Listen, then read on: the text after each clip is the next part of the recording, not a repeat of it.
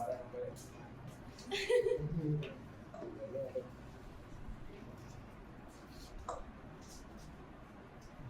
अस्सलाम वालेकुम। देखिए, दो तरह वाले ये अभी जो है रुखसार है, तो जब तालिब इल्म नया हो, पहली बार वो प्रेजेंटेशन दे रहा है तो थोड़ा सा उसकी हिम्मत अफजाई करना है। बाद जो बहुत ज़्यादा शरीफ किस्म के हैं उनके लिए आप ताली बजा सकते हैं। कुछ सर्टिफिकेट्स देना है, तो आप लोगों की सबकी यहाँ पर हाजिरी है, तो उस हवाले से वो सर्टिफिकेट्स हम चाहते हैं उसका डिस्ट्रीब्यूशन हो। हमने एक इनाम का ऐलान किया था कि जो तलबा यूनिसेफ के ऑनलाइन सर्टिफिकेट कोर्स कंप्लीट करेंगे उनको हम इनाम देंगे। तो हम नहीं समझते थे कि कोई करेगा, ऐसे ही हम ऐलान कर दिए, लेकिन उसकी ऐलान की कीमत तो चुकाना पड़ता है, तो वही चुकाने के लिए हम यहाँ पर हाजिर हैं। तो हम चाहेंगे पहले जैसे एक तालिब इल्म जो मौजूद है वो अपना यहाँ पर सर्टिफिकेट ले लें, लाइबास आ लेंगे। हमने क्या कहा था थोड़ा सा वो बता देते हैं। यूनिसेफ की जानिब से जो रिकमेंडेड सिफारिशी जो सिलेबस है वो हमारे हेल्थ जर्नलिज्म में शामिल है। तो यूनिसेफ के साथ पिछली मरतबा वर्कशॉप होता था जिसमें बच्चे यहाँ पर पार्टिसिपेट होते थे, उसके बाद सर्टिफिकेट लेते थे। तो वो यूनिसेफ का वर्कशॉप हो नहीं पा रहा है, तो तलबा को हमने निशानदेही दी कि ऑनलाइन भी इस तरह से कोर्सेज हैं जिसको वो कंप्लीट कर सकते हैं। तो इन लोगों ने एक ही दिन में हमने इनको डेडलाइन दी थी। मतलब हम अपने ऑफर को बहुत ही लिमिटेड रखना चाह रहे थे, बट खुशी की बात है कि बच्चों ने इसको चैलेंज के तौर पर कबूल किया और रात 11:30 बजे तक इन लोगों ने अपने सर्टिफिकेट कोर्स कंप्लीट करके जो है भेजा दिए हैं। तो इन सबको मुबारकबाद। पहला सर्टिफिकेट लाइबा सलीम का है।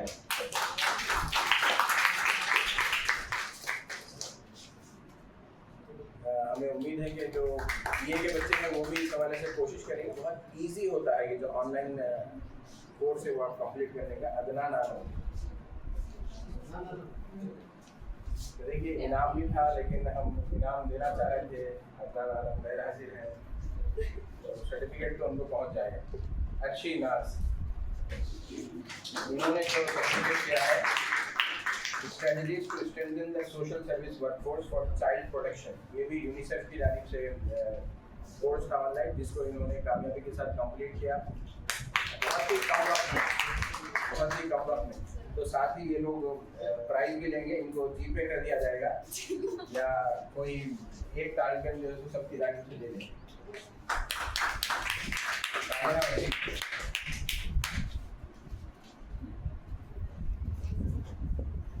नालिया वसीम ने किस मौजू पर किया है वो देख लीजिए, पब्लिक हेल्थ रिपोर्टिंग।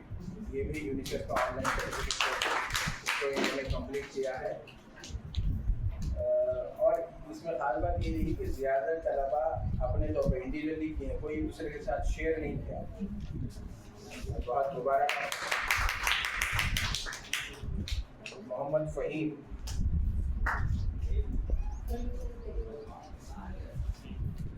चलिए, फ़हीम ने भी ये कोर्स कंप्लीट किया, विजिबिलिटी फॉर वैक्सीन। इसमें बहुत सारे ऐसे मौजूद हैं जो हमारे सिलेबस से जुड़े हुए हैं, तो मुझे उम्मीद है कि ये जो एक्सरसाइज है बच्चों की कहीं ना कहीं उमर फारूक आपका भी है सर्टिफिकेट। चलिए ठीक है, जिन लोगों ने हमारी दी गई डेडलाइन में अपने इस असाइनमेंट को पूरा किया था उनको हम इनाम का अनाउंसमेंट करेंगे। और अभी प्रेजेंटेशन हमारा जारी है, मेरे हिसाब से और 4 या 5 के बाद हम अपने प्रेजेंटेशन को कंप्लीट करेंगे।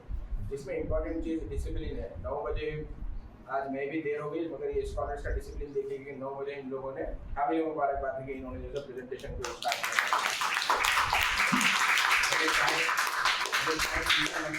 टीचर को भी एहसास हो गया कि आप लेट हो गए, गुड।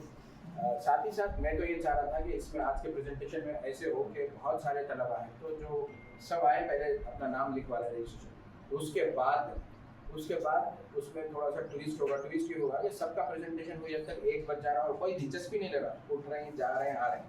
तो यहाँ पर जितने भी स्टूडेंट्स आएंगे मेरे हिसाब से हम रमज़ान में भी इस एक्टिविटी को जारी रखेंगे। लेकिन नौशाद तैयार हैं, नज़ाकत भी तैयार हैं, तो ऐसे स्कॉलर्स अगर हमारे साथ हैं तो बराबर हम ये वाली एक्सरसाइज। रमज़ान की इबादत है, इंडिविजुअल इबादत है, आपको उसको प्रॉब्लम नहीं बनाना है। अब आप खाली एज ए स्टूडेंट है उसको प्रॉब्लम बनाएंगे तो बाद में जब आप जॉब में जाएंगे तो कोई आपको छुट्टी देने वाला नहीं है। रमज़ान है बाबा आप छुट्टी ले लोगे। तो 2-3 चीज़ें हैं, ख़ासतौर पर अच्छा वाला प्रेजेंटेशन कौन है वो तो ये वोटिंग के जरिए से ये लोग डिसाइड करेंगे, लेकिन एक चीज़ है, आपको इस तरह से इंप्रेशन भी नहीं देना है कि आपने सारा प्रेजेंटेशन याद करके आया है। मेरा नाम मोहम्मद मुस्तफ़ा अली सरवरी है। आज मैं आपके सामने अपना प्रेजेंटेशन देने जा रहा हूँ। मेरे प्रेजेंटेशन का उन्वान है यूनिसेफ के सर्टिफिकेट कोर्सेज। इन सर्टिफिकेट कोर्सेज के मुताबिक बहुत सारी अहमियत बताई गई है, उसकी अहमियत निसाब के हवाले से भी एक हिसाब से बाहर की नहीं। आप बात करिएगा, आप जो आपके ऑडियंस है उनको एड्रेस कीजिएगा, और थोड़ा सा ये था, चाहे आप याद करके आए, लेकिन आप जब अपना प्रेजेंटेशन देंगे उस वक्त ये इंप्रेशन आपको नहीं देना है कि आपने सारा मवाद रट लिया है। दूसरी चीज़, ऑडियंस को देखिएगा, पता चला ये लोग जो है सो मार्क्स देने वाले तो इन्हीं को मुस्कुरा के देख रहे हैं आप। नहीं, ऑडियंस इधर भी तो बैठे हैं ना, ताली ये भी तो बजाएंगे। और वो देख लीजिए, जिन बच्चों ने दूसरा या तीसरा दिया है तो उनके अंदर कॉन्फिडेंस लेवल बढ़ा। जैसे रुखसार के मुताबिक फिर से बता रहा हूँ, रुखसार को पहले बोलना पड़ता था कि वो आए और दे, अब इस मरतबा वो खुद बोल रहे हैं सर मैं जाना चाहती हूँ। ठीक है, अब और मवाद में और बेहतरी होगी। और ये जो एक्सरसाइज है कहीं ना कहीं स्कॉलरशिप बताइए, आप लोग इसको समझने के लिए हेल्प करेगा, तो ये कहीं ना कहीं आपको हेल्प करेगा, आपके अंदर और एतमाद आएगा। तो बकिया जो प्रेजेंटेशन है उसकी कार्रवाई आगे बढ़ाने के लिए मैं तो हमारे स्कॉलर से उनसे चाहूँगा कि वो आगे बढ़ाए, और उसके बाद फिर इनाम आज भी होगा मेरे हिसाब से। आज भी जो एक बेहतर प्रेजेंटेशन देने वाला है उसका इंतखाब होगा। हुसैन सर भी इनाम दे रहे हैं, और हम भी देखेंगे। अगर हमारा फैसला हम जिनको चुनते हैं अव्वल के तौर पे और स्कॉलर्स का क्लैश ना हो तो अच्छा है। अगर क्लैश होता है तो फिर हम हमारा अलग से जो है सो सुनाएंगे, मतलब हम आज़ाद हैं, आप लोग अपना डिसीजन कीजिए। नहीं, हम शक नहीं कर रहे, माहौल बना हुआ।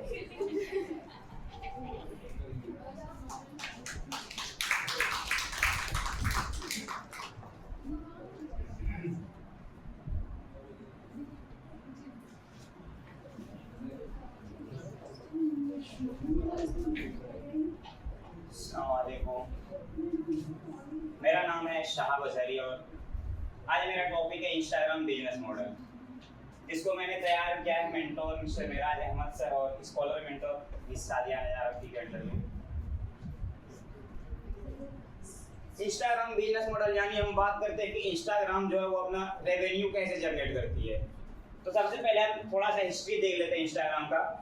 इंस्टाग्राम एक सोशल मीडिया प्लेटफॉर्म है जिसको डिजाइन किया गया था फोटो और वीडियो शेयरिंग करने के लिए। इसकी शुरुआत 6 अक्टूबर 2010 में हुई थी। इसको दो लोगों ने मिलकर बनाया था, इवेंट स्ट्रॉन्ग और माइक क्रीगर। ये शुरुआती दौर में सिर्फ एक iOS एप्लीकेशन था, यानी कि आईफोन के लिए डिजाइन किया गया था। फिर बाद में जाके 2012 में इसको एंड्रॉयड वर्जन में भी लॉन्च किया गया। जब इसको लॉन्च किया गया था तो फर्स्ट डे को इसका जो था आईफोन मतलब ISO वर्जन जो था उसका डाउनलोड था 25,000 ज़्यादा लोगों ने इसको फर्स्ट डे को ही डाउनलोड किया था। और जब इसको एंड्रॉयड ऐप में लॉन्च किया गया इसका फर्स्ट डे को 1 मिलियन से ज़्यादा मतलब डाउनलोड हुआ था। अब बात करते हैं कि इंस्टाग्राम अपना अर्निंग कैसे करती है। इसके 3 तरीके, एक डिजिटल एडवर्टाइजिंग, दूसरा इंस्टाग्राम शॉपिंग और तीसरा क्रिएटर टूल्स।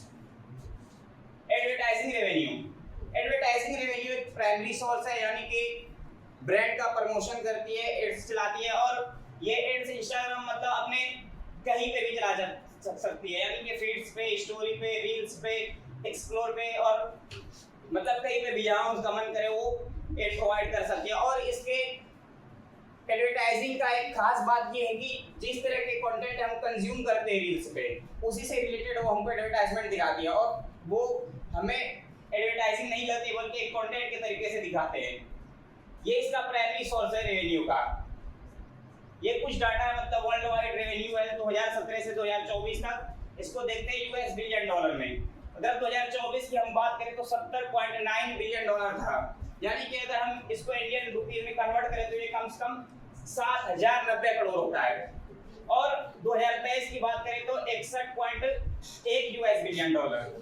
इसी तरह 2022, 21, 20 का भी हम डाटा दिखाया इसमें। दूसरा इसका सोर्स है इंस्टाग्राम शॉपिंग, यानी कि इंस्टाग्राम अपने इन्फ्लुएंसर और ब्रांड्स को एक ऐसा जरिया प्रोवाइड करती है कि मतलब कि वो जो है ना अपने प्रोडक्ट को डायरेक्ट इंस्टाग्राम पे बेच सकती है।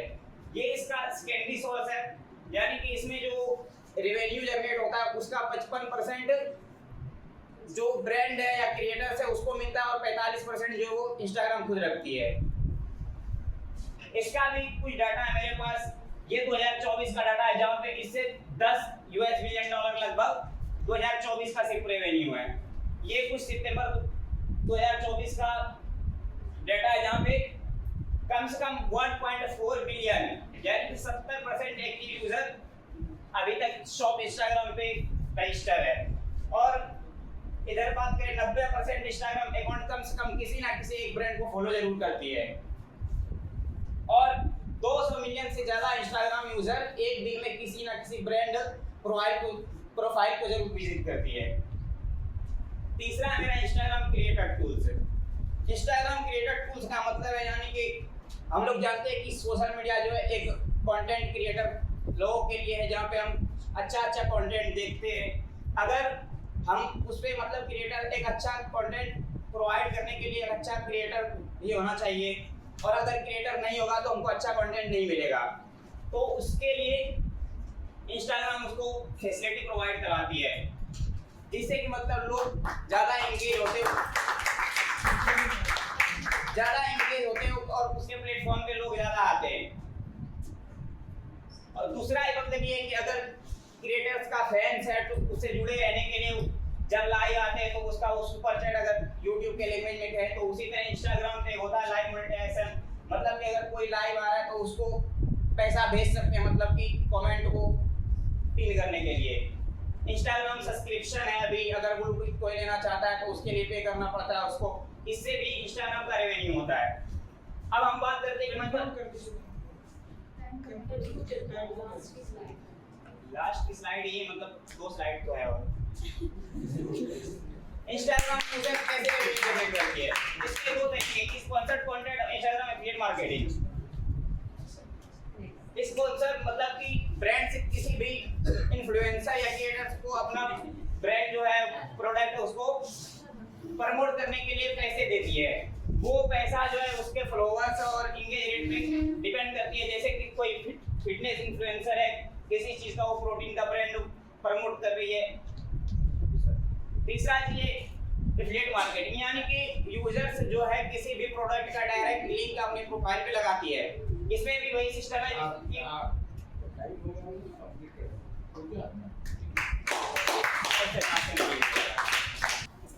मेरा नाम आलिया कसीम है, एमएस इंडिया के स्टूडेंट हूँ। आज हमारा जो टॉपिक है वो ये रेपो रेट यानी कि रीपर्चेज रेट। रीपर्चेज रेट क्या होता है? बेसिकली पहले मैं ये जानूंगी कि रीपर्चेज रेट कहते किसको है। इंट्रोडक्शन है रीपर्चेज रेट का कि ये जो reserve bank of India other commercial bank को जो रेट या इंटरेस्ट रेट प्रोवाइड करती है, लोन जो प्रोवाइड करती है उस पर जो इंटरेस्ट चार्ज करती है उसी को रीपर्चेज रेट या रेपो रेट कहते हैं। तो ये न्यू है यानी कि 7 फरवरी का है कि ये पहले जो था वो 6.50 था और अभी 6.25 रिड्यूस करके हो गया। नेक्स्ट है प्लीज। रेपो रेट यानी कि फ्लेक्सिबल क्यों होता है? यहाँ पे मैंने डेटा में यहाँ पे मेंशन किया है कि 2019 से लेकर 2024 तक तो ये कभी हाई हो रहा है कभी लो हो रहा है। तो ये ऐसा होता क्यों है? तो इसके पीछे भी काफ़ी रीजंस है कि reserve bank of India economic growth के लिए, इन्फ्लेशन को कंट्रोल करने के लिए और फॉरेन डायरेक्ट इन्वेस्टमेंट को प्रमोट करने के लिए ये फ्लेक्सिबल होता है। तो इसके फ्लेक्सिबल होने के यानी कि उनके इंक्रीज होने और डिक्रीज होने का जो मेन रीज़न है वो क्या है वो आज मैं बताऊंगी। Next slide please. Impact of high repo rate. तो फर्स्ट जो इसका रीजन है वो ये है इंक्रीज बोरोइंग कॉस्ट यानी कि अगर रेपो रेट इंक्रीज होता है तो जो बोरोइंग है यानी कि इंटरेस्ट रेट है वो ज़्यादा बढ़ जाता है। इंटरेस्ट रेट बढ़ने के क्या रीजंस होते हैं वो मैं बताऊंगी कि अगर ये इंटरेस्ट अगर बढ़ता है तो जो बैंक्स है वो लोन जो प्रोवाइड करती है वो रेट बढ़ाकर प्रोवाइड करती है। सो जो लोन लेने वाले यानी कि इन्वेस्टर्स जो है या जो लोन लेना चाहते हैं वो लोन कम लेते हैं और लोन कम लेने से क्या होता है कि मार्केट में कैश का जो ट्रांजैक्शन होता है वो कम होता है और इसके साथ ही इकोनॉमिक पे इसका इफेक्ट पड़ता है। दूसरा रिड्यूस कंज्यूमर स्पेंडिंग। बेसिकली वही चीज़ है कि अगर इंक्रीज होगा रेपो रेट तो लोग इसमें पैसा स्पेंड कम करेंगे क्योंकि वो लोन कम लेंगे और लोन लेकर लोग पैसा इन्वेस्ट ही करते हैं तो ये रिड्यूस हो जाएगा। Control inflation. अगर रेपो रेट बढ़ता है तो इन्फ्लेशन कम होगा, इन्फ्लेशन को कंट्रोल करने के लिए तो ये कैसे होता है वो यहाँ पे हम समझाएंगे कि अगर रेपो रेट को बढ़ा दिया गया है तो लोग लोन कम लेंगे, लोग अगर लोन कम लेंगे तो कैश जो है वो खर्च कम करेंगे और इस तरह से चीज़ों का डिमांड कम होगा और चीज़ों का अगर डिमांड कम होगा तो ऑब्वियस सी बात है उसका प्राइस रिड्यूस ही होगा। इम्पैक्ट ऑफ सेविंग पे भी इसका इम्पैक्ट पड़ता है क्योंकि लोग अगर रेपो रेट अगर बढ़ेगा तो लोग सेविंग ज़्यादा करना चाहेंगे क्योंकि अगर सेविंग करेंगे उनको रिटर्न ज़्यादा मिल रहा है तो लोग ज़्यादा से ज़्यादा इन्वेस्ट करेंगे और सेविंग पे इसका इफेक्ट पड़ता है। फिर इफेक्ट ऑफ इन्वेस्टमेंट, लोग रेपो रेट बढ़ने पे क्या करता है ना कि इन्वेस्टमेंट करना यानी कि लोन लेना चाहते हैं, लोन ले करके उसको फिर कहीं ना कहीं इन्वेस्ट करते हैं, तो इन्वेस्टमेंट पे भी इसका असर पड़ता है। नेक्स्ट रेपो रेट के डिक्रीजमेंट के भी कुछ जो इम्पैक्ट है वो यहाँ पे मैंने मेंशन किया है। Reduction in long interest rate and EMIs, repo rate कम होगा तो ये जस्ट अपोजिट है इंक्रीजमेंट का ही कि अगर ईएमआई कम इंटरेस्ट रेट पे अगर उसको कम मिलेगा ईएमआई तो वो ज़्यादा से ज़्यादा लोन लेना पसंद करेंगे, ज़्यादा इन्वेस्ट करेंगे और इन्फ्लेशन जो है उस पर भी उसका इफेक्ट पड़ेगा। Stimulation of economic growth, more boring question कि अगर इंटरेस्ट रेट अगर कम है तो लोग ज़्यादा से ज़्यादा लोन लेना पसंद करेंगे और लोग लोन लेके उस पैसे को मार्केट में ही लगाएंगे और मार्केट में अगर लगाएंगे तो लोग चीज़ों को परचेस करेंगे और इकोनॉमिक ग्रोथ होगा। इन्फ्लुएंस ऑफ इन्फ्लेशन, जैसे कि मैंने इंक्रीजमेंट में जो उनका इम्पैक्ट है वो बताई तो इसका जस्ट रिवर्स है कि इन्फ्लेशन इससे रिड्यूस होता है। Impact on currency value, yes अगर रेपो रेट ज़्यादा होता है जो फॉरेन इन्वेस्टर्स होते हैं ना वो ज़्यादा से ज़्यादा इन्वेस्ट करते हैं, तो कंक्लूजन ये है कि जो रेपो रेट है वो एक मॉनेटरी पॉलिसी है जो कि आरबीआई के यानी कि मॉनेटरी पॉलिसी काउंसिल की तरफ से है हर साल, यानी कि ये जो काउंसिल होता है वो साल में कम से कम 6 बार जरूर होता है हर 2 महीने में, जैसे कि इस बार हुआ कि 5 से 7 फरवरी के बीच में हुआ और ये मीटिंग के बाद ये अपना यानी कि मॉनेटरी पॉलिसी अनाउंस करती है और जैसे कि इस बार 7 फरवरी को इन्हें अनाउंस किया और रेपो रेट को रिड्यूस कर दिया। तो ये मेरे रेफरेंसेस है जो मैंने यहाँ से क्वेश्चन अगर मैं पूछना चाहूँ कि रेपो रेट जो होता है अगर शॉर्ट में बताएं कि इन्फ्लेशन से कैसे रिलेटेड है तो कैसे बताएंगे आप? मैं ये बताऊंगी कि अगर रेपो रेट अगर कम या ज़्यादा होता है तो लोग लोन लेते हैं ना वो लोन लेके लोग अपने घर पे नहीं रखते हैं, उसको कहीं ना कहीं इन्वेस्ट ही करते हैं या कहीं ना कहीं एक्सपेंसेस करते हैं। तो अगर रेपो रेट ज़्यादा हुआ तो लोग ज़्यादा लोन लेना पसंद नहीं करते, ठीक है। अगर वो खर्च नहीं करेंगे तो मार्केट में जो कैश का ट्रांजेक्शन है वो कम होगा और इस तरह से चीज़ों का डिमांड अप एंड हाई होगा, जिसकी जो भी कम या ज़्यादा होगा इसकी वजह से वो इन्फ्लेशन का कम या ज़्यादा कर सकते हैं। इन्फ्लेशन को बैलेंस करने के लिए, हाँ इन्फ्लेशन को बैलेंस करने के लिए ही कह सकते हैं।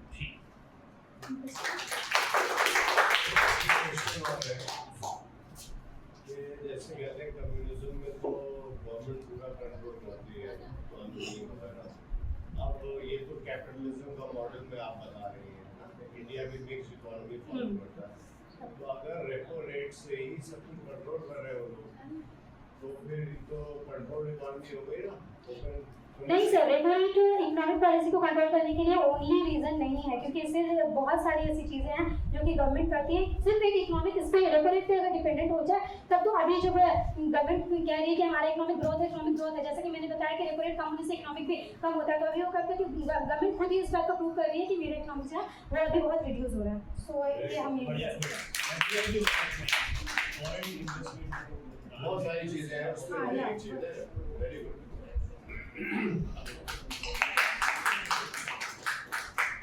Assalamualaikum everyone. I am Fatima Khalil from Department of Mass Communication and Journalism at Maulana Azad National Urdu University. Now I am going to tell about my topic is Maulana Azad National Urdu University Polytechnic ranking of 2025 by Career 360 magazine.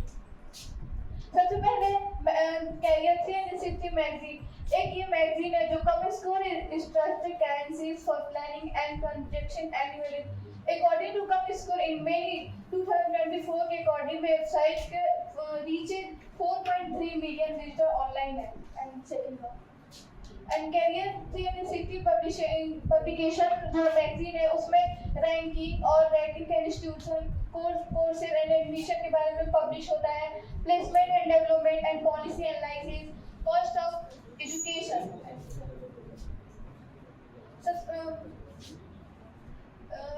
Top 10 polytechnic college Hyderabad. सबसे पहले बताऊं कि हैदराबाद में polytechnic college कितना है।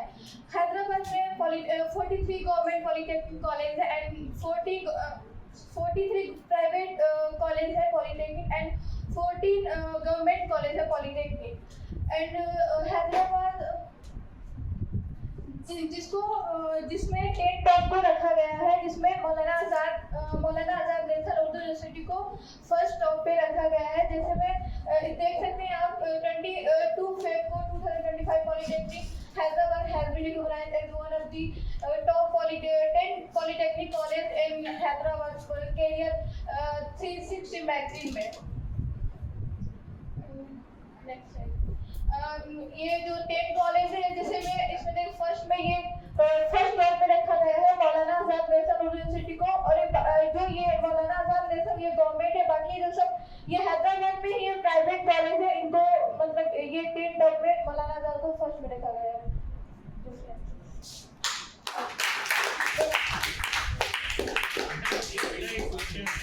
ये बताइए कि मिनिस्ट्री ऑफ एजुकेशन की तरफ से कौन सी रैंकिंग आती है, उसका नाम क्या है?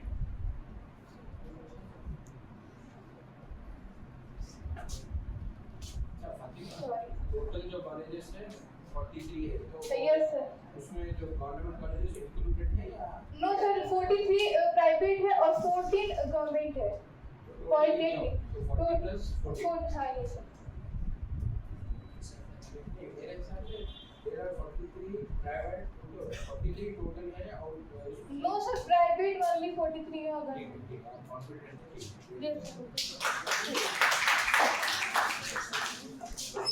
मेरे हिसाब से हम जो प्रोग्राम शेड्यूल कर रहे थे कि 15 लोगों का प्रेजेंट, 15 के बजाय 18 लोगों ने जो है प्रेजेंट किया है। तो हम यहीं पर जो है प्रेजेंटेशन रोकते, क्योंकि अगले जुमे से जो होगा ना वो जुम्मा भी होगा और फिर रमजान भी होगा, तो 15 तक हम धीरे धीरे अगली बार जिन लोगों का नहीं हुआ अगली बार जो है तो प्राइस के लिए जो है थोड़ा सा वो डिफाइन करके अपना नहीं चाहूँगा कि लास्ट वीडियो जो है ना इसमें डिस्कशन होगा कि 5 मिनट से घटा के 4 मिनट कर देते हैं, लेकिन तमाम बच्चों का प्रेजेंटेशन कराएंगे सबका आप जैसे। ठीक है, मैं चाहता हूँ अपने प्राइस का ऐलान करके सर और सर ने कह दिया तो हाँ मैं वही कह रहा हूँ आप चेहरा भी लीजिए। ठीक है, तो मतलब दो लोग जिनका प्रेजेंटेशन मुझे अच्छा लगा, आप तो इस पर बता दीजिए सर आप बताइए। पहले आलिया का, और मैं चाहूँगा कि जो आलिया को प्राइज मिले और हुसैन सर रिकमेंड कर रहे हैं हुसैन सर की शहाबत है।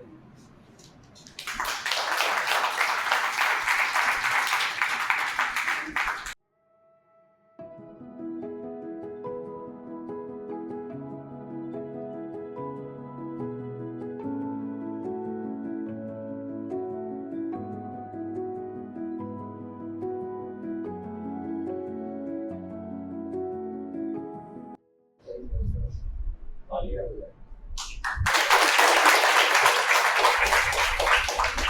मैं ये चाहता हूँ कि भाई आप नेक्स्ट फ्राइडे 9 बजे अगर शुरू हो रहा है तो 9 बजे सभी लोग रहना है। टाइम का जो मामला है उस चीज़ का आपको ख्याल रखना है। तो हम क्या करेंगे, जितने लोग पीपीटी के प्रेजेंटेशन है सबका पीपीटी ले लेंगे, उसके बाद ड्रॉ करेंगे। ड्रॉ में जो 15 स्टूडेंट्स के नाम सेलेक्ट होंगे उन्हीं को प्रेजेंटेशन के लिए दिया जाएगा। कोई बोर्ड नहीं होगा अरे सर और चले जा रहे हैं बच्चे प्रेजेंटेशन, ऐसा नहीं है। सारे प्रेजेंटेशन के दौरान आप लोगों को ठहरना है, सुनना है, सीखना है। ठीक है।